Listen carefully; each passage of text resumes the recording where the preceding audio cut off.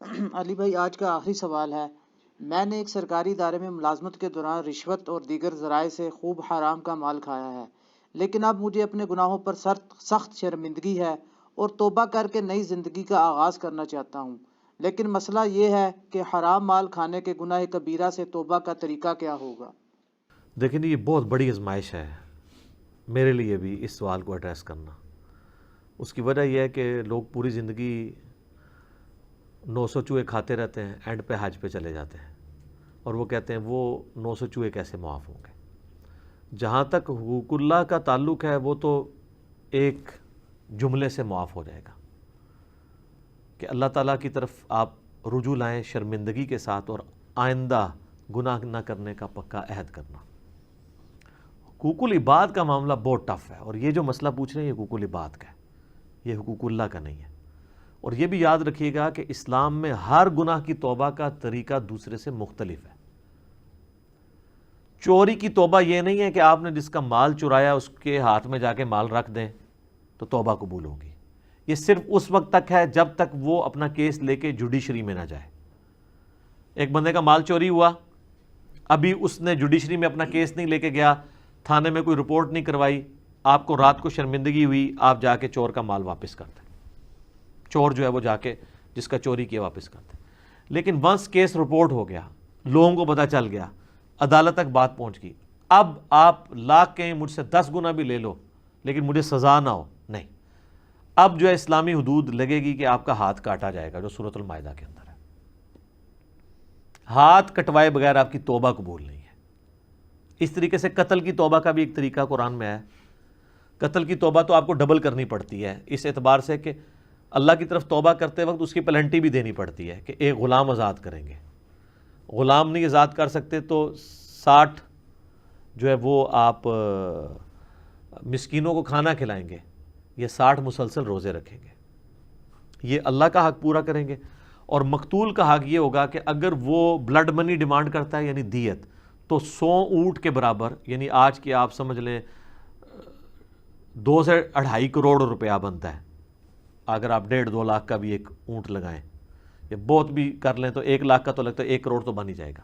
ابو داؤد میں حدیث ہے کہ 100 اونٹ دیت ہے بلڈ منی دیں گے، اور وہ بھی اس صورت میں اگر وہ ایگری کرے، اور اگر وہ کہے کہ میں قتل کے بدلے میں قتل کرواؤں گا، تو پھر آپ جب تک قتل نہیں ہوتے نا قتل کے بدلے میں، آپ کی توبہ اس حوالے سے قبول نہیں ہوگی جب کیس جوڈیشری کے اندر آ جاتا ہے اور آپ پکڑے جاتے ہیں۔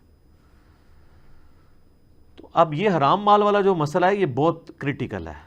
اس میں اگر کوئی یعنی ایک سرکاری ادارے میں XYZ کوئی بھی ادارہ ہو سکتا ہے، اس کے اندر ملازمت اختیار کی ہوئی ہے، چاہے جائز کام کرنے کے لیے چاہے ناجائز کام کرنے کے لیے، دونوں صورتوں میں اگر وہ کسی سے رشوت لیتا ہے تو ظاہر ہے وہ حرام کا مال کھا رہا ہے، کیونکہ وہ اس پوسٹ پہ جو بیٹھا ہے اس کام کرنے کی آلریڈی وہ تنخواہ لے رہا ہے، اب ایکسٹرا جو پیسے لے گا وہ حرام ہوں گے۔ بخاری اور مسلم دونوں میں حدیث ہے کہ نبی علیہ السلام نے عاملین زکوٰۃ مقرر کیے ہوئے تھے جو جا کے زکوٰۃ کلیکٹ کرتے تھے لوگوں سے، بھیڑ بکریوں کی زکوٰۃ۔ اب جب لوگوں سے وہ کلیکٹ کرتے تھے تو لوگ ان کو بیت المال کے لیے زکوٰۃ کی بھیڑ بکریاں بھی دیتے تھے، ساتھ ایک آدھ بکری کسی کو گفٹ دے دی۔ اب جب وہ آ کے نبی علیہ السلام کے پاس بیت المال میں زکوٰۃ جمع کرواتے تھے تو کہتے تھے یہ تو وہ ہے جو ہم نے زکوٰۃ کلیکٹ کیا اور یہ مجھے گفٹ ملا ہے۔ تو نبی علیہ السلام فرماتے تھے کہ جاؤ اپنے ماں باپ کی گود میں جا کے بیٹھو، میں دیکھتا ہوں تمہیں وہاں پہ کون گفٹ دیتا ہے، تمہیں اس پوسٹ کی وجہ سے گفٹ ملا ہے، یہ بھی بیت المال میں آئے گا۔ یہ ایک جنرل حدیث ہے جو سب کو کور کرتی ہے کہ جس شخص کو سرکاری پوسٹ کی وجہ سے کوئی گفٹ بھی ملا ہے وہ حکومت کے خزانے میں جمع کروائے گا، کیونکہ اگر وہ اس پوسٹ پہ نہ ہوتا اس کو کوئی گفٹ نہ دیتا۔ اگر کوئی فوڈ انسپیکٹر نہ ہو تو کس نے اس کے گھر جا کے جو ہے وہ اتنے کلو مرغی اور اتنے کلو قیمہ جا کے دینا ہے؟ ہمیں تو نہیں کوئی آ کے دیتا، دیو بھی نہ میرا کو لے کے پہنچ جاؤ میرے گھر۔ ویسے میں کہہ رہا ہوں کہ اس پوسٹ کی وجہ سے دے رہے ہیں نا، یا علماء کو جو مل رہا ہے ان کی پوسٹ کی وجہ سے مل رہا ہوتا ہے نا۔ تو اس طرح کے گفٹ اگرچہ عاملین زکوٰۃ کی تنخواہ درست ہے، وہ قرآن میں سورہ توبہ کی آیت نمبر 60 میں 8 مصرف آئے ہیں زکوٰۃ کن کن کاموں میں لگ سکتی ہے، اس میں سے ایک مصرف یہ ہے کہ جو زکوٰۃ کو کلیکٹ کرنے والے سرکاری ملازمین ہیں ان کی تنخواہ بھی۔ اس لیے ہمارے ٹیکسز کا جو پیسہ ہے اس سے فوج کی، ایجنسیز کی، اور اسی طریقے سے جو باقی حکومتی عہدیدار ہیں ان کی تنخواہیں جاتی ہیں. اب وہ اپنا کام کرنے کا ایکسٹرا پیسہ لوگوں سے لینا شروع کر دیں. جس طرح کسی زمانے میں ہمیں یاد ہے کہ شناختی کارڈ جب یہ نادرہ نہیں تھی, اللہ بھلا کرے پاکستان میں ایک ادارہ ایسا ہے جس پہ ہم فخر کر سکتے ہیں پرسنلی. انہوں نے آ کے کم از کم کسی ایک کام کو تو سٹریم لائن کیا ہے نا. آپ پاکستان میں کسی جگہ ان کی آؤٹ لیٹ کے اوپر چلے جائیں تو آرگنائز طریقہ ہے.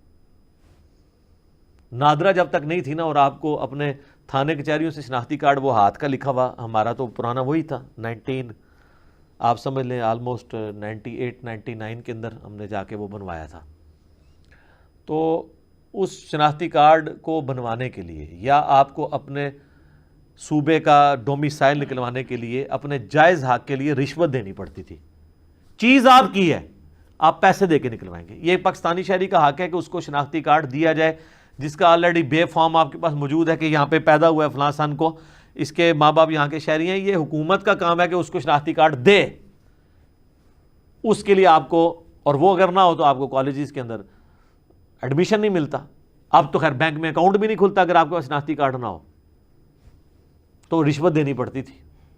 اب تو چلے فیس دے کے کام ہو جاتا ہے اپنے جائز کاموں کے لیے. تو اب جو لوگ وہاں پہ بیٹھ کے رشوت کھا رہے ہیں وہ تو بیٹھے اس لیے کہ لوگوں کے ڈومیسائل بنائیں یا اس زمانے میں شناختی کارڈ بنائیں. وہ رشوت کس چیز کی لے رہے ہیں؟ اگرچہ وہ جائز کام کے اوپر پیسے لے رہے ہیں لیکن ان کا پیسے لینا حرام ہے. یہ جو حدیث ہے نا, یہ صحیح حدیث ہے کہ رشوت دینے والا اور لینے والا دونوں جہنمی ہے. اس صورت میں جب جو دونوں رضا کے ساتھ یہ کام کریں, جو مجبور بندہ ہے نا کہ جس نے اپنا حق لینا ہے اور اس کو مجبوراً رشوت دینی پڑتی ہے, پھر صرف لینے والا دوست کی ہے, رشوت دینے والا دوست کی نہیں ہوگا.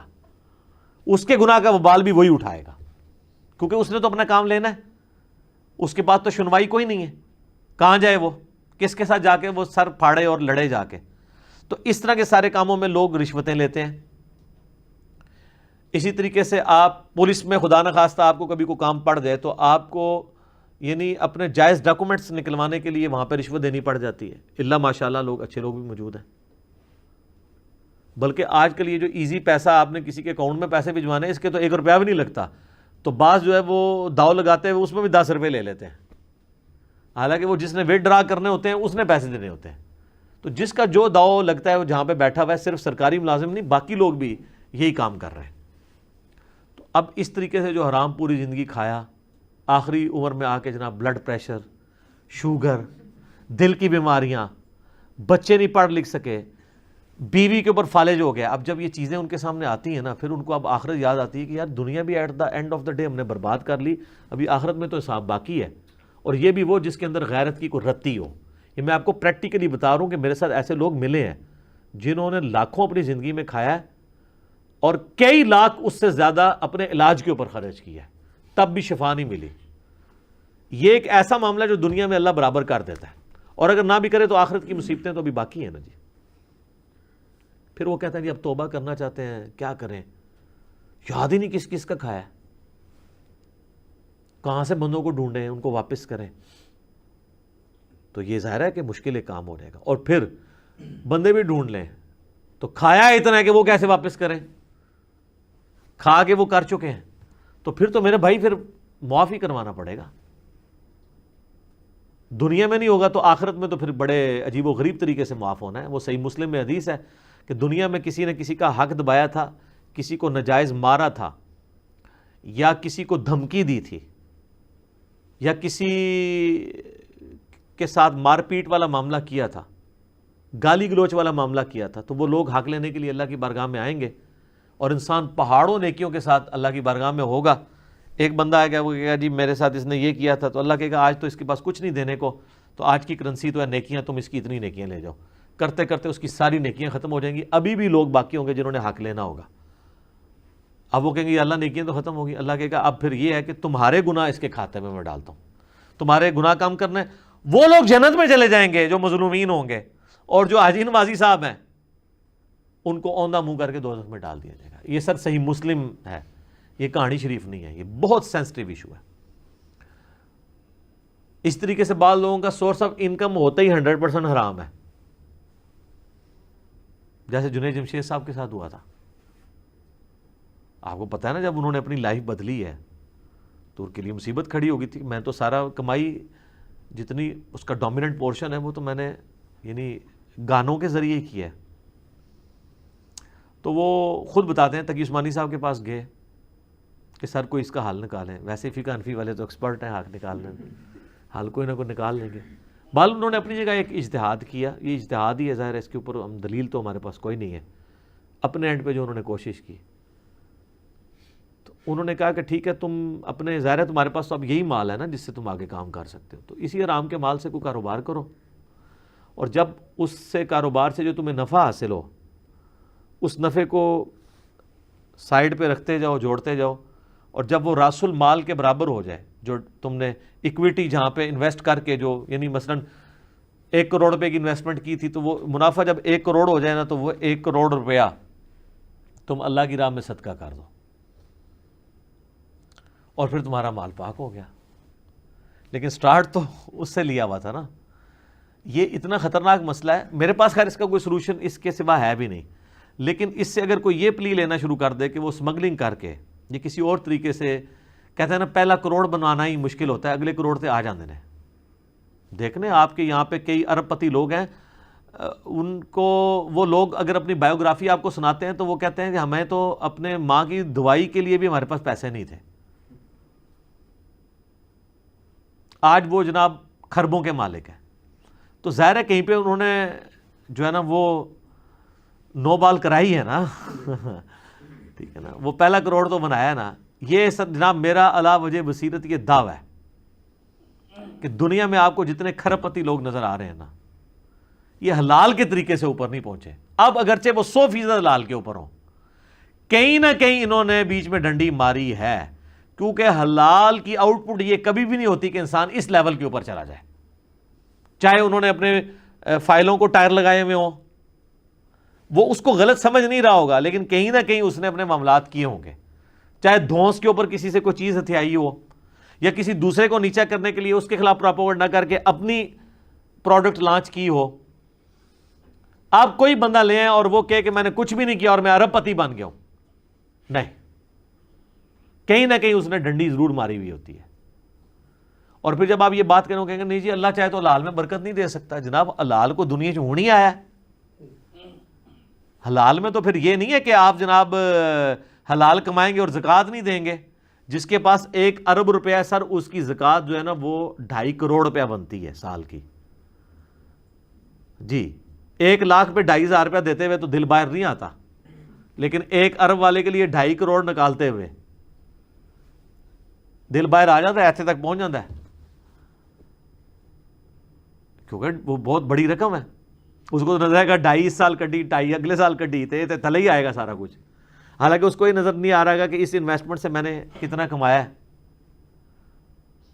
تو زکوٰۃ تو دینی, اور تو صرف زکوٰۃ کی بات ہو رہی ہے جو اس نے دینی ہی دینی ہے.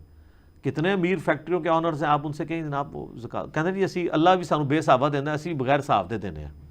جو لوگ آپ کو یہ کہہ رہے ہیں نا ہم بغیر صاحب کے دے رہے ہیں, وہ اپنے آپ کو دھوکہ دے رہے ہیں. وہ حساب اس لیے نہیں کرتے کہ ان کی اگر زکوٰۃ 2.5 کروڑ بننی ہے نا تو وہ 2.5 لاکھ روپے دے رہے ہوتے ہیں. ان کو پتہ ہے حساب کیا تو پھنس جائیں گے, تو انہوں نے اپنے آپ کے نا جیسے کبوتر نے آنکھیں بند کر لی ہوتی ہیں کہ بلی غائب ہو جائے, وہ یہ کرنا چاہ رہے ہوتے ہیں, اس بٹر فیکٹ سے بھاگنا چاہ رہے ہوتے ہیں. اللہ نے تو کوئی کام بھی بغیر حساب و کتاب کے نہیں کیا ہوا. آپ کو یہ کہا ہوا ہے جتنا دل کرے نمازیں پڑھ لو, 5 نمازیں فرض کی ہیں. رمضان کے جس مہینے میں جو جاؤ جتنے روزے رکھ لو, نہیں 1 مہینہ ہے اس کے 1 روزے ہیں, ٹھیک ہے. نماز شروع ہوتی ہے کسی قاعدے قانون کے مطابق, ختم, یہ تو نہیں جو مرضی پڑھ لو اس کے اندر, وہ ساری چیزیں تعلیم کی ہوئی ہیں نا. تو یہ بیسیکلی اپنے آپ کو دھوکہ دے رہے ہوتے ہیں, کیونکہ ان کو پتہ ہے کہ ہم نے جب کیلکولیشن کرنی ہے نا تو وہ پھر اور پھر کہتے ہیں یہ مقروض ہیں. جناب دنیا میں جتنے کروڑ پتی لوگ ہیں مقروض ہی ہیں, کیونکہ انہوں نے اگر ایکویٹی جو ہے وہ 10 کروڑ لگائی ہوئی ہے تو ڈیٹ 15 کروڑ اٹھایا ہوا ہے, یعنی راس المال ان کا 10 کروڑ ہے تو ادھار جو ہے انہوں نے 15 کروڑ اٹھایا ہوا ہے, 25 کروڑ کی انویسٹمنٹ ہے. تو وہ کہتے ہیں نہیں ہم تو مقروض ہیں, ہم پہ تو زکوٰۃ بنتی نہیں ہے, ٹھیک ہے نا جی. ان سے پوچھیں نہیں کتنے مقروض, کہتے ہیں 15 کروڑ کے مقروض ہیں. تو انویسٹمنٹ کتنی ہے, وہ کہتے ہیں 10 کروڑ کی. تو کہتے ہیں آپ نکالیں 15 میں سے 10 تو 5 کروڑ تو ہم نے دینا ہے. حساب کرنا ہی بھول جاتے ہیں. جناب انویسٹمنٹ 10 کروڑ کی نہیں ہے, 25 کروڑ کی ہے. 25 کروڑ میں سے آپ نے 15 کروڑ نکالنا ہے اپنے ادھار والا, تو 10 کروڑ کی آپ نے زکات دینی ہے, کیونکہ انویسٹمنٹ انہوں نے راس المال اپنی اکویٹی 10 کروڑ لگائی, 15 کروڑ اٹھایا ڈیٹ ادھار, ٹوٹل کتنا ہو گیا 25. تو 25 کروڑ میں سے 15 کروڑ مائنس ہوگا نا, چھڑے اپنے 10 میں سے ہی 15 نکال دیں گے, الٹا پھر آپ کو اللہ سے مانگنے پڑ جائیں گے. ظاہر ہے کہ یا اللہ تم انہوں کچھ دے, میں نے زکات نہیں دینی. تو اتنے بولے بنے حساب کتاب کرنا بھی بھول جاتے ہیں. وہ 10 کروڑ کی تو آپ زکات دیں گے. آپ نے جو میڈیکل سٹور کے اندر اگر کروڑوں کی دوائی رکھی ہوئی ہے, کروڑوں کا کپڑا رکھا ہوا ہے, تو وہ جو کپڑا ہے نا, وہ کہتا ہے نہیں پیسہ تمہارے پاس ہے ہی نہیں, یہ کپڑا ہی پڑا ہوا ہے, تو کپڑا بیچ کے آپ کو پیسہ ملنا ہے نا. کئی عورتیں وہ کہتی ہیں نہیں ہمارے پاس سونا ہے, ہماری تو کمائی کوئی نہیں ہے. تو سر سونا توڑوا کے اس میں سے زکات دینی ہے نا آپ نے, 7.5 تولے سے زیادہ نہیں جوڑنا نا. جوڑنا ہے تو اس کے اوپر آپ نے اللہ تعالیٰ نے جو آفیشیل آپ کے اوپر رکھا ہوا ہے زکات والا معاملہ, وہ آپ نے کرنا ہے. تو اس طریقے سے جو حرام مال والا مسئلہ ہے نا جی, بندے ڈھونڈیں, ان کو پیسے دیں, نہیں تو گوٹے گیٹے پکڑ کے ان کو معاف کرواؤ. اب ان کی مرضی ہے معاف کریں.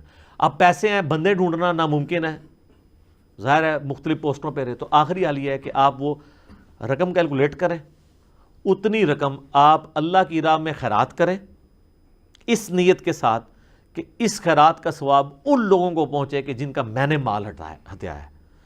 اور ان بیچاروں نے ہو سکتا ہے اپنے زمانے میں خود اتنی خیرات نہ کرنی ہوتی, وہ قیامت والے دن جب دیکھیں گے کہ وہ خیرات کا مفت کا ثواب ان کے نامہ مال میں آ گیا, تو عین ممکن ہے وہ آپ سے راضی ہو جائیں کہ چلو یار اس نے ہمارے سے پیسہ لیا تھا تو ہماری طرف سے خرچ کیا, بلکہ وہ تو کہیں گے کہ اور ہی تھوڑا لے لیتا, آج تو کرنسی تھی نیکیاں تو ہمیں مل جائے. تو اللہ تعالیٰ اور اس کو سپورٹیو احادیث بھی ہیں کہ اللہ تعالیٰ پھر معافی والا معاملہ فرما دے گا. لیکن یہ بہرحال آپ کو کل عباد اسی طریقے سے معاف کر, یہ تو مال کی بات ہو رہی ہے, باقی جو زیادتیوں والا معاملہ ہے وہ تو جناب بہت سخت ہے.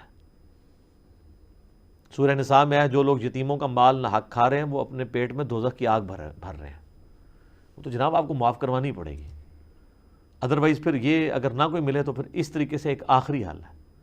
آپ کو کہتا نہیں میرے پاس مال بھی نہیں ہے, پھر جناب آپ رو پیٹ کے پوری زندگی گزاریں کہ اللہ تعالیٰ آپ پہ رحم کھائے کہ قیامت والے دن آپ کے جن کے اوپر آپ نے ظلم ڈھایا ہے ان لوگوں کو اللہ تعالیٰ خود سے اپنی طرف سے کچھ دے کے راضی کر دے تو کر دے.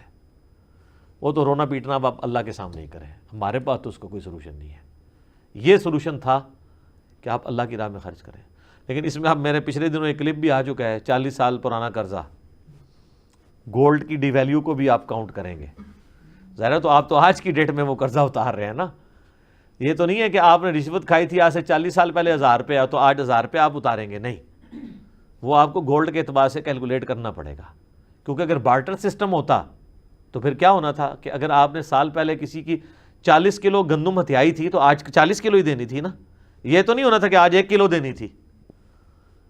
آج اتنے روپے میں جو ہے وہ 1 کلو گندم آئے گی جو آج سے 40 سال پہلے 40 کلو آتی تھی. تو اگر 40 کلو گندم ہتھیائی بھی تھی تو آج 40 کلو ہی دیں گے نا. بارٹر سسٹم کے اندر اشیاء کے بدلے اشیاء.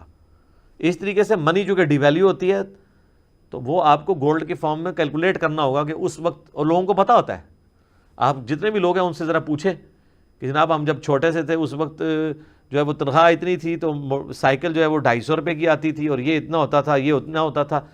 جب یہ 1 روپے کا نان ہوتا تھا تو ہونڈا جو 70 ہے وہ 10,000 روپے کا ملتا تھا. تو ریشو پروپورشن نکالنا کوئی مشکل نہیں ہے. اور آج کل تو گوگل حافظہ اللہ میں آپ لکھیں اور وہ آپ کو بتا دے گا. آپ 50 سال پرانا بھی ریٹ نکالیں نا گولڈ کا, وہ آپ کو اس طرح بتائے گا. آپ لکھیں ڈالر اور روپے کی جو قدر کا فرق ہے 1947 سے ابھی تک آپ کو دے دے گا کہ اس وقت جناب ڈالر اتنے کا تھا, 4 روپے کا ڈالر تھا, جو آج ڈالر 163 روپے کا ہو چکا ہے. 1960 میں کسی کے پیسے کھائیں تو ڈالر کے ساتھ ریشو, اور ڈالر تک آپ پہنچ گئے تو آپ گولڈ تک پہنچ گئے. وہ آپ میرا کلپ دیکھ لیں, یہ پوری بینکنگ کی سازش جو ہوئی ہے, ڈالر انہوں نے لانچ کر دیا, گولڈ آپ کا ہتھیار کے اپنے پاس رکھا ہوا ہے انہوں نے, تاکہ جس وقت چاہیں آپ کی گھیچی مروڑ دیں. دنیا کی اکانومی ان کے پاس ہے. تو اس طرح کے گناہوں سے پھر توبہ کا طریقہ یہی ہوگا, اور تو کوئی آپ کے پاس حل نہیں ہے. بہر اللہ کا شکر ہے کسی کو موت سے پہلے یہ خیال آ جائے کہ اس نے توبہ بھی کرنی ہے, یہ بھی اللہ کی رحمت ہی ہے. ورنہ پوری زندگی کسی کو خیال ہی نہیں آتا کہ اس نے توبہ کرنی بھی ہے, اور اسی طریقے سے آخرت کی زندگی میں انسان پہنچ جاتا ہے. دیکھیں جنید جمشید صاحب نے جب یہ اپنی لائف چھوڑی تھی تو ان کے ساتھ اور لوگ بھی تو تھے نا. اور آج کی ڈیٹ میں تو ہم کہہ سکتے ہیں کہ جنید جمشید صاحب فوت بھی ہو چکے ہیں. انہوں نے دیکھ بھی لیا ہے کہ ایک وہ بندہ جس کے پاس سب کچھ ٹھیک تھا, دین کا کام بھی کر رہا تھا, اسے فوت نہیں ہونا چاہیے تھا, لیکن اللہ کے فیصلے تو اپنے. فوت ہو گیا نا. فوت ہونے کے بعد بھی کتنے لوگوں نے عبرت پکڑی ہے, اکا دکا نے پکڑی ہے. ابرار الحق نے بعد میں داڑھی رکھ لی ہے, کافی غمگین ہوا, اور کچھ لوگ ہیں, لیکن میجارٹی لوگ تو اسی طریقے سے ہی چل رہے ہیں ویسے ہی. ایئر کریش کا سننے کے بعد ایٹ لیسٹ جو ایئر کریش میں 2-4 بندے بچ جاتے ہیں وہی توبہ کر لیں, یا جن کے مر گئے تھے وہ مرنے کے بعد توبہ کر لیں, ان کے پچھلے جو ہیں کہ یار یہ تو اسی طریقے سے تھا.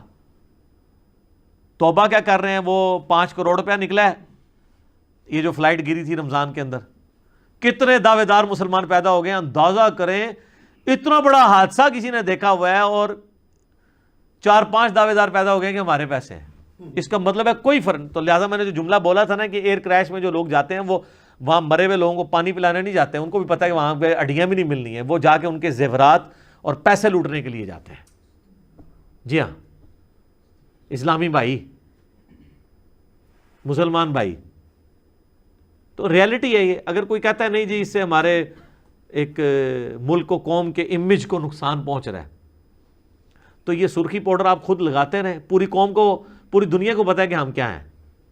باقی جی اللہ تعالیٰ ہمیں حرام مال سے بچائے, حلال کے اوپر قناعت نصیب کرے, اس کی برکتیں عطا فرمائے.